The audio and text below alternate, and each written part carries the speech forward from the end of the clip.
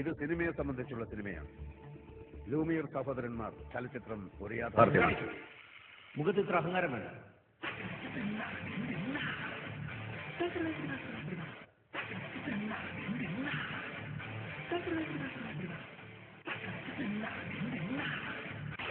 Ladies and gentlemen, when we have to having a ration card, that's why going to their passport. When we have a passport, that's why we are going to only America. Honestly, why we are going to America? Tell. You tell. Because America is our country.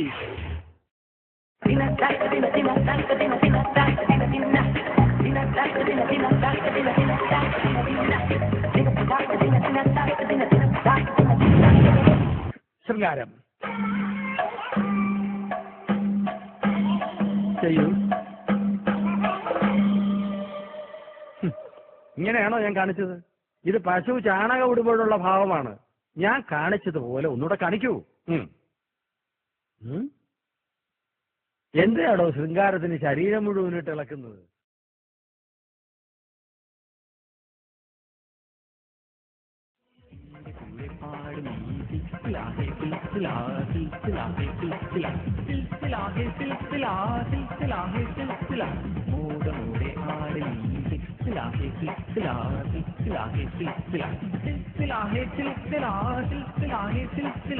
ആടിയും പാടിയും തീർത്താട്ടെ നിന്റെ മനസ്സിനുള്ളിലെ ദുഃഖങ്ങൾ കുമിള പോലുള്ള ജീവിതത്തിൽ നിന്ന് സങ്കടപ്പെടുവാൻ നേരമില്ല.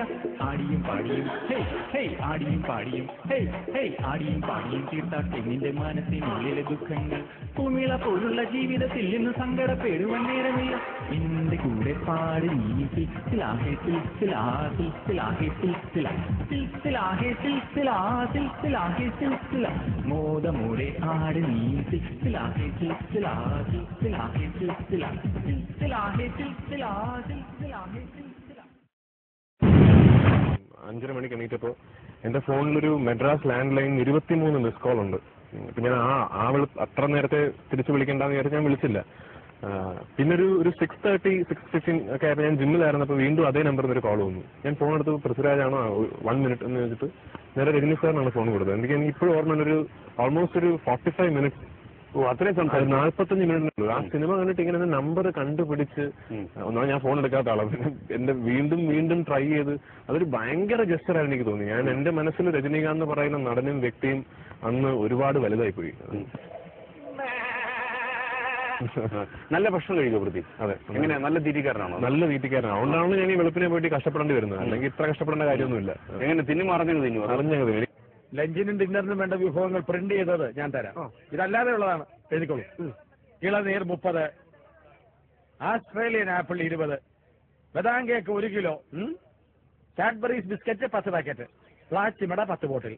ഭാര്യ സുന്ദരിയായിരുന്നാൽ മാത്രം പോരാ, മറ്റേ യോഗ്യത കൂടി വേണമെന്നൊക്കെ പൃഥ്വി പറഞ്ഞത് കേട്ടു. രാക്ഷസി ആയിരിക്കണം എന്നാണോ? രാക്ഷസി നല്ല ഉദ്ദേശിച്ചത്. അതായത് അത്യാവശ്യമൊക്കെ ഒരു സെൻസിബിൾ ഇന്റലിജന്റ് ആയിരുന്നു. വെച്ചാൽ ഞാൻ പറഞ്ഞ എന്ത് ചോദ്യം ചോദിച്ചാലും ഉടനെ എൻസൈക്ലോപ്പീഡിയ പോലെ ഉത്തരം പറയണമെന്നല്ല. ഈ അത്യാവശ്യം ഒരു day to day common sense, ഒരു ഇന്റലിജൻസ്, സെൽഫ് റെസ്പെക്ട്, സാമൂഹ്യ ബോധമുള്ള ഒരു പെൺകുട്ടിയായിരിക്കണം. പെൺപിള്ളേരെ സഹിക്കാൻ പാടാണ്, കുറച്ച് ബുദ്ധിമുട്ടാണ്. ഇംഗ്ലീഷ് സംസാരിക്കാനായ സൗത്ത് ഇന്ത്യൻ ഹീറോസിൽ മലയാള സിനിമയെ നിയന്ത്രിക്കുന്ന ഒരു പ്രധാന ഘടകം മമ്മൂട്ടി മോഹൻലാൽ അല്ല. ആർക്കും ഒരു സിനിമാ വ്യവസായത്തിനെ നിയന്ത്രിക്കാനൊന്നും പറ്റില്ല. മമ്മൂട്ടിയും മോഹൻലാലും ചെയ്യുന്നത് അവരുടെ സിനിമകളാണ്. അവർക്ക് മറ്റൊരാളുടെ സിനിമ ഒന്നും ചെയ്യാൻ സാധിക്കില്ല.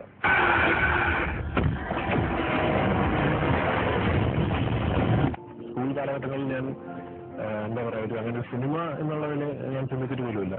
എന്റെ കുടുംബത്തിലെ ആൾക്കാർക്ക് ഞാൻ നല്ല IPS ഒക്കെ ആയിരുന്നില്ല. അവസ്ഥ IAS പരീക്ഷയുടെ തലേന്നാണ് എനിക്ക് ഫ്ലൂ പിടിപെട്ടത്. എന്റെ മോന്റെ IAS പോയെന്നും പറഞ്ഞ് എന്റെ പപ്പ പൊട്ടിക്കരഞ്ഞത് ഞാൻ ഇപ്പോഴും ഓർക്കുന്നു. 27 വയസ്സുകാരനായ ഞാൻ എന്നെ പറ്റി സംസാരിക്കാം. At the end of the day നിങ്ങളെല്ലാവരും നോക്കുമ്പോൾ ഞാനൊരു പയ്യനല്ലേ, അവന് എന്തെങ്കിലും കുഴപ്പം കാണിക്കുമായിരിക്കും. പക്ഷെ അവനെ നമ്മൾ അവന്റെ സിനിമകൾ, അവൻ കഷ്ടപ്പെടുന്നു, അവന്റെ ഹാർഡ് വർക്ക്, അവന്റെ വോളിയം ഓഫ് വർക്ക്, അവൻ ഒന്നുമില്ലെങ്കിലും ഒരു എന്താ പറയാ, നമ്മൾ കേരളത്തിലെ ഇത്രയും ഒരു കോമ്പറ്റീറ്റീവ് ആയിട്ടൊരു ഫീൽഡിൽ നിന്ന് തെന്നിന്ത്യയിൽ ഒരു വലിയ ഫിലിം മേക്കർ അയാളെ സെലക്ട് ചെയ്തൊരു സിനിമയിൽ ഇട്ടു. അപ്പൊ കുറച്ചൊക്കെ, ഒരുപാടൊന്നും വേണ്ട, കുറച്ചൊക്കെ എന്നെ ഓർത്ത് നിങ്ങൾക്കൊക്കെ അഭിമാനിച്ചാൽ എനിക്ക് വലിയ സന്തോഷം ഉണ്ടാവും. 20 വർഷങ്ങൾക്ക് ശേഷം ഇന്ത്യയിൽ ഒരു 3 ഭാഷകളിലെങ്കിലും വളരെ മുൻനിരയിൽ അറിയപ്പെടുന്ന ഒരു മലയാളി നടനായിരിക്കണം ഞാൻ. കാലിനടിയിൽ നിന്നും മണ്ണൊലിച്ചു പോകുന്ന അവൻ അറിയുന്നില്ല. കഴിഞ്ഞ ആഴ്ച ഇറങ്ങി അവന്റെ 2 പടവും പൊളിഞ്ഞു. എന്നിട്ടും തെമ്മാടിത്തത്തിന് ഒരു കുറവുമില്ല. അപ്പോൾ സരോജ് ഒന്ന് ഓഫ് ചെയ്യുമോ? ചുമ്മാ വഷളത്തരങ്ങൾ കേട്ടോണ്ടിരിക്കുന്നു. ഇയാളുടെ സിനിമയേക്കാൾ രസം ഇതാ. ദേഷ്യം കളഞ്ഞിട്ട് ഇവിടെ ഇരുന്ന് കാണൂല. മോഹൻലാലോ ശ്രീനിവാസനോ ഒന്നും ഒരു കോമാളിത്തരം കാണിച്ചിട്ടില്ല. ദാസ ഐശ്വര്യത്തിന്റെ വിളിയാണെന്ന് പറഞ്ഞ് പശു കരയുമ്പോ നമുക്ക് ചിരി വരുന്ന അവര് മുഖത്തിൽ ഒന്നും കാണിക്കുന്നില്ല അവര്. പക്ഷെ ആ സീനിന്റെ ഒരു തമാശ നമ്മൾ പൊട്ടിത്തിരിച്ചുമാണ്. പഴശ്ശിരാജ എന്ന് പറയുന്ന സിനിമ കൊട്ടാരക്കര ശ്രീധരൻ നായർ വർഷങ്ങൾക്ക് മുമ്പ് അവതരിപ്പിച്ച അതേ കഥാപാത്രമാണ്. ആ സിനിമയിൽ കുങ്കനായി അഭിനയിച്ചത് സാക്ഷാൽ സത്യനാണ്. ഇപ്പൊ തിരിഞ്ഞു നോക്കുമ്പോൾ അന്നത്തെ കാലത്തും അതുപോലെ കഥാപാത്രങ്ങൾ ഉണ്ടായിരുന്നു, ഇപ്പോഴും വരുന്നുണ്ട്, ഇനിയുള്ള കാലവും വരും എന്നല്ലേ വിചാരിക്കേണ്ടത്? അതാ കുഴപ്പം. അന്നത്തെ കാലത്ത് വന്ന അതേ കഥാപാത്രമല്ലേ ഇപ്പോഴും വന്നിരിക്കുന്നത്. എന്തുകൊണ്ട് ഇന്നത്തെ കാലഘട്ടത്തിൽ വേദികളുള്ള, ഇന്നത്തെ സമൂഹത്തിൽ നിന്നും പ്രതിധ്വനിക്കുന്ന, ഇന്നത്തെ സാമൂഹ്യ രാഷ്ട്രീയ നിലപാടുകൾ ഉൾക്കൊണ്ടുകൊണ്ട് പ്രമേയങ്ങളും കഥാപാത്രങ്ങളും സംഭവിക്കുന്നില്ല? പുതിയ മുഖമോ റോബിൻ ഹുഡോ അത്തരമൊരു സിനിമയാണോ? അല്ല, അത്തരം സിനിമകളല്ല. പക്ഷേ പുതിയ മുഖവും റോബിൻ ഹുഡുമാണ് ഇന്ന് വിജയിക്കുന്നത്. നല്ല സിനിമകൾ ഇറങ്ങാത്തത് കൊണ്ടാണ് മിമിക്രി കണ്ട് അവർ കൈയടിക്കുന്നത്. അതുകൊണ്ട് നിങ്ങൾ തീരുമാനിക്കുന്നു നിലവാരം കുറഞ്ഞതേ അവർക്ക് വേണ്ടുവെന്ന്. ഇപ്പം ഞാൻ പറയട്ടെ വൃത്തി, ഇപ്പം മമ്മൂട്ടി മോഹൻലാല് വിഗ് വയ്ക്കാതെ പുറത്തിറങ്ങിയാൽ നമ്മുടെ പ്രേക്ഷകർ അംഗീകരിക്കില്ല എന്ന് പ്രതീക്ഷിക്കുന്നുണ്ടോ? സംശയമുണ്ട് എനിക്ക്. ഇപ്പോ ലാലേട്ടനും മമ്മൂക്കയും അവരുടെ വാർദ്ധക്യം ഷോ ഓഫ് ചെയ്യാൻ തീരുമാനിച്ചാൽ നമ്മുടെ മലയാളിയുടെ സ്വഭാവം വെച്ച് അയ്യേ എന്ന് പറയായിരിക്കും കൂടുതൽ ആൾക്കാരും.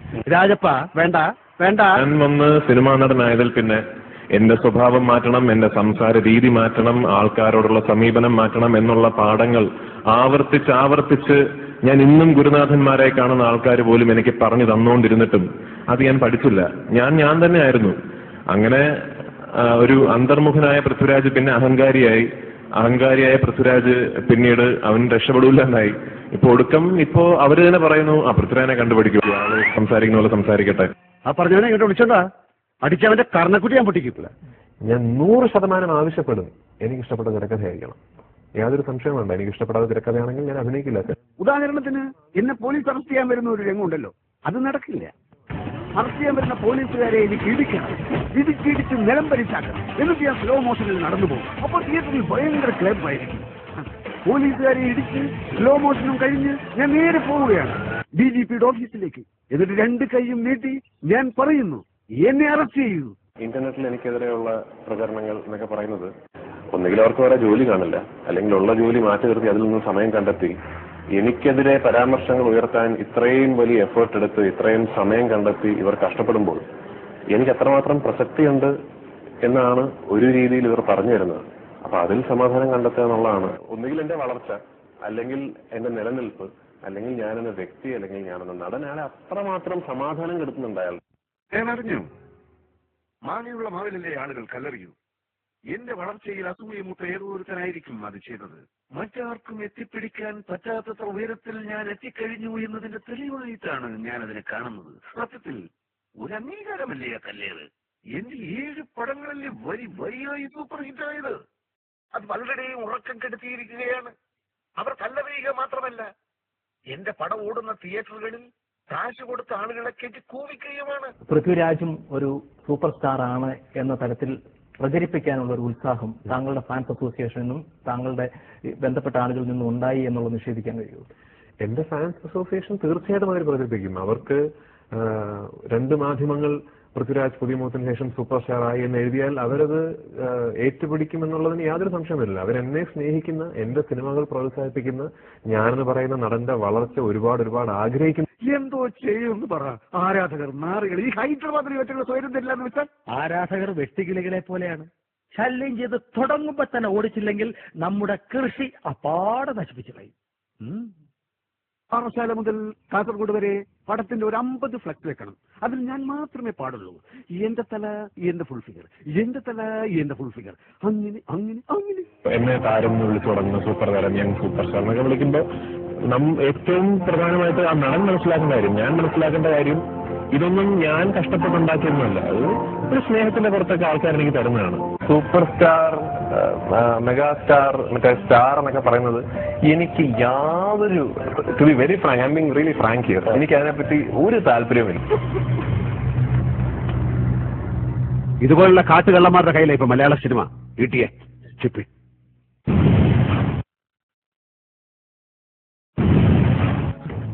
മൂവി ഞാൻ പ്രൂവ് ചെയ്യാം. പക്ഷെ എങ്ങനെ? അവകാശമോ അധികാരമോ ഒന്നുമില്ലാത്തൊരു സാധാരണക്കാരനായി പോയില്ല ഞാൻ. എന്റെ നഷ്ടം എന്റേത് മാത്രമാണ് സർ. ഇനി നഷ്ടപ്പെടാനൊന്നും ബാക്കിയില്ല. അതുകൊണ്ട് അതിന് പേടിയില്ല. വിടില്ല ഞാൻ. ഒരുത്തനെ ഞാൻ വിടില്ല. ഇതിന്റെ പുറകിൽ ആരൊക്കെയാണെങ്കിലും ഇനിയൊരു ജീവിതം തകർക്കാൻ അവരാരും ഉണ്ടാവില്ല. അതിനുവേണ്ടി പടച്ചണം ബാക്കി വെച്ചതാണ് എന്നെ.